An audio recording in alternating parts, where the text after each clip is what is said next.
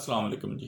क्या आपको ये बात पता है कि तुर्क अपने बच्चों को शेर से नहीं बल्कि भेड़िए से तशबीह देते हैं? उसकी वजह यह है कि भेड़िया एक गैरतमंद जानवर है जो कभी ग़ुलामी कबूल नहीं करता, और अगर कभी उसे ग़ुलाम बना भी लिया जाए तो वो खाना पीना छोड़ देता है।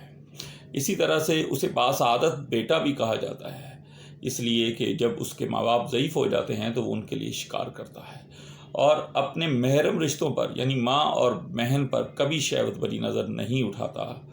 और जिस मोनस भेड़िए से वो प्यार करता है या रिलेशन में होता है, उसके अलावा किसी दूसरे से रिलेशन नहीं बनाता। और अगर उस मोनस भेड़िए की वफ़ात हो जाए तो उसी जगह पर बैठकर वो 3 माह गम मनाता है। इस वजह से तुर्क अपने बच्चों को भेड़िए से तशबीह देते हैं, ना कि शेर से। अपना ख्याल रखिएगा। अल्लाह हाफ़िज़।